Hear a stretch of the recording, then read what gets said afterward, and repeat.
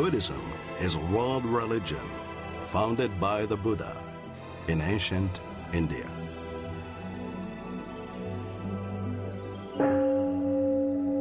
Buddhists seek wisdom, meaning, inner peace, and freedom from greed, hatred, and ignorance.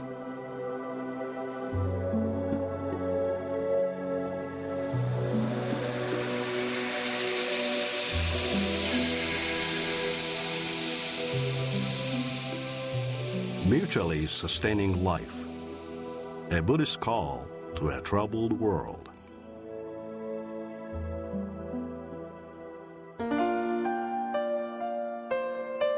Now I wish to realize enlightenment for the sake of all beings in the world of the Dharma. With an unwavering mind of great compassion, I am determined to throw off the body which people cling to. Hi, how are you doing today? I hope you had a wonderful week, one filled with great learning experiences and discoveries.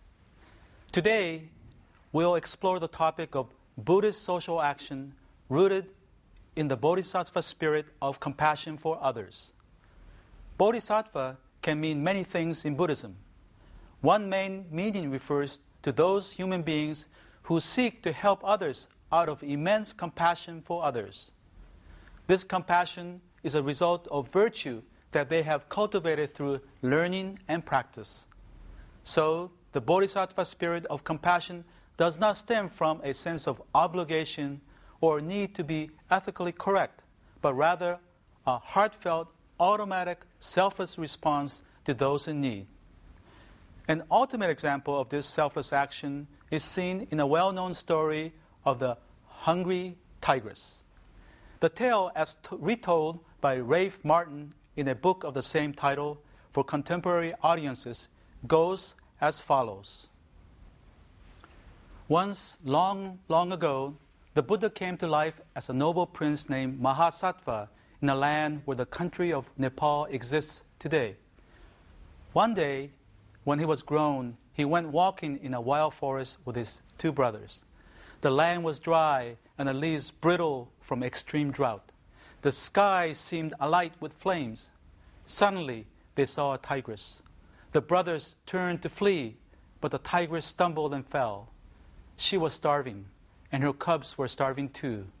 She eyed her cubs miserably, and in that dark glance, the prince sensed her long months of hunger and pain. He saw too that unless she found food soon, she might even be driven to devour her own cubs. He was moved to compassion by the extreme hardness of their lives. What, after all, is this life for? He thought. Stepping forward, he calmly removed his outer garments and lay down before her.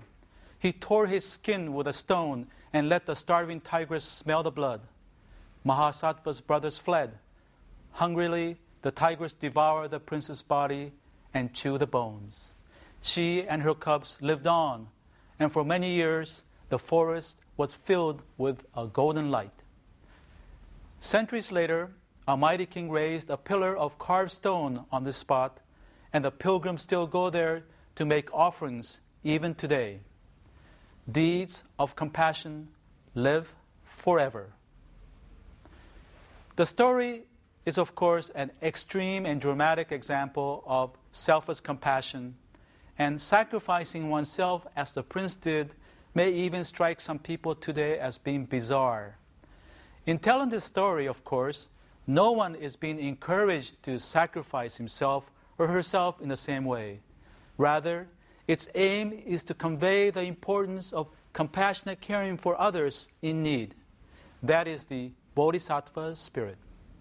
Today, we're happy to have John Watts back as our guest.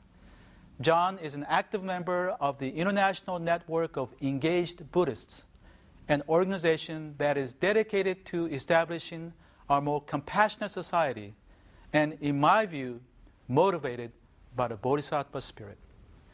John has also written extensively on the topic of Buddhist participation in the world, commonly referred to as engaged Buddhism.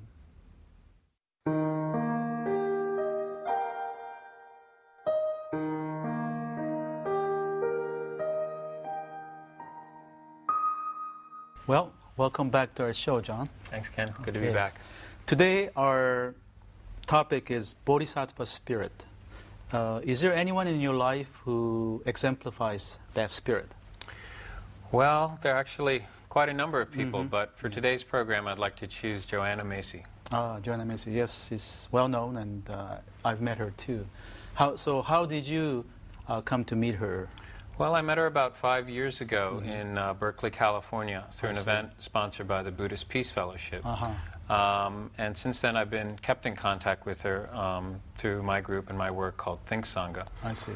But actually, I first encountered her and her work through her books about 15 years ago, and that had a big effect on me in the beginning of my work in Engaged Buddhism. I see.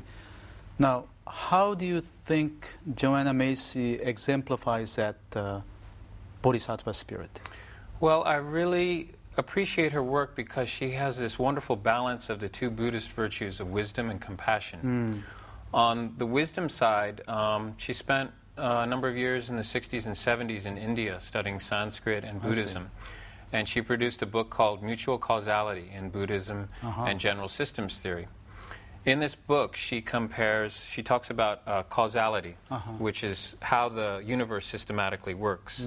And she compares the Buddhist view of this, the view of other religions, and the view of science. I see. And this book is really a stunning piece of scholarship, but actually I find it much more important for what it means for our daily lives. I see. So what does she say in that book? Well, she says in short that the universe is a web of life in which ethical action is actually systematically embedded. Embedded. Okay. What does that mean, embedded? Well, what it means is usually we make organizational systems and we don't think about the emotive and human emotive inputs into it. But that actually when we act ethically, that this is a positive input into any system that makes a system work more efficiently. And it leaves an imprint. Yes, it leaves an imprint. I see, I see. Okay, I'm sorry to interrupt you. You were saying... Well, so this is the basic gist of the book. I mean, it's quite complex, but it's had a lot of impact on people I know, specifically a friend in our group who's a consultant for the British government. I see. And he is trying to use the ideas in this book to see how government policy can be better developed and implemented. I see. So what else does she advocate to improve the world? Well, that was the wisdom side of her, and she's probably better known for her compassion work, that's right. which is, I think it's very important for our country. Since the latter days of the Cold War, she started developing what are called despair and empowerment workshops. And she developed these at that time for all of us who were living with sort of the repressed fear and anxiety of a society like ours that was on the brink of nuclear holocaust. Right, right. So using a deeply Buddhist model, she teaches us not to run from our repressed fears or to anesthetize these fears. I see, I see. So besides not running from our fears, what does she propose? Well, what she proposes is based a lot on the book that I was telling you from before, which is to see not to see fear or despair as a problem or problematize it, but to see it as a resource.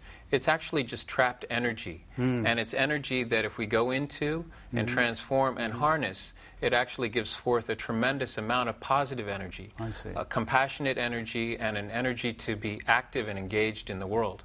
So basically she's developed a model for bodhisattva training.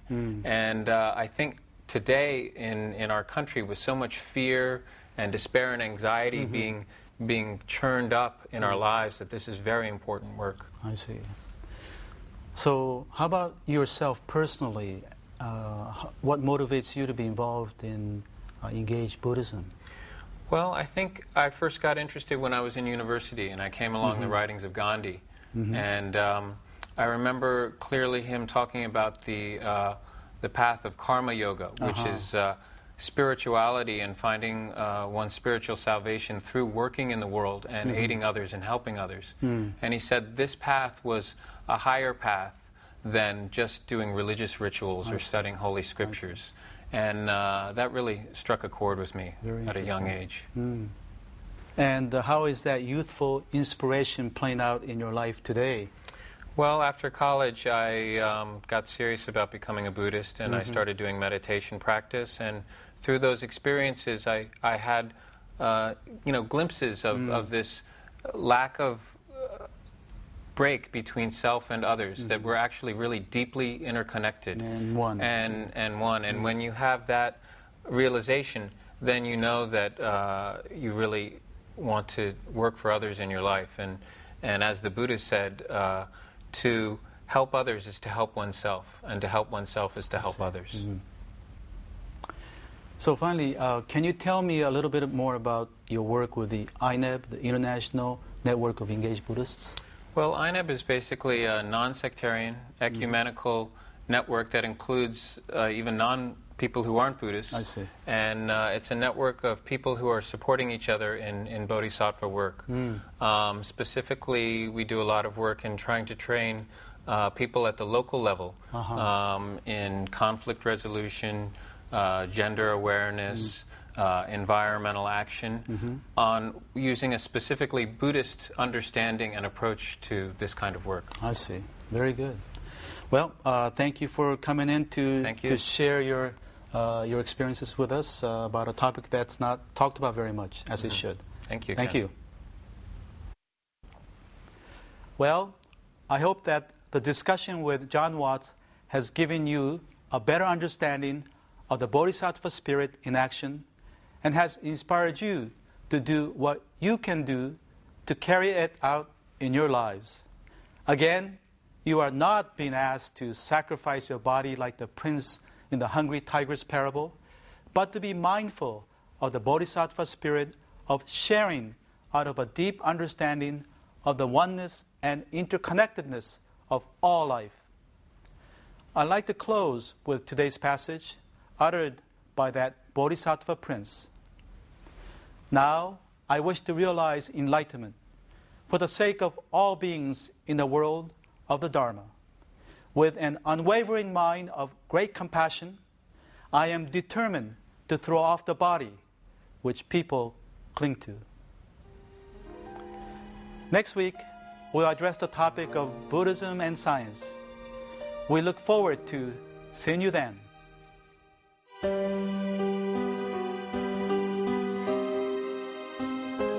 We at Bukkyo Dendo Kyokai pursue peace and happiness for people around the world. We have published the Buddhist teachings into 41 languages and donated our publication to hotels and other facilities in 55 countries. We would like to share the Buddhist teachings with people around the world. That's our mission. Visit our website for more information.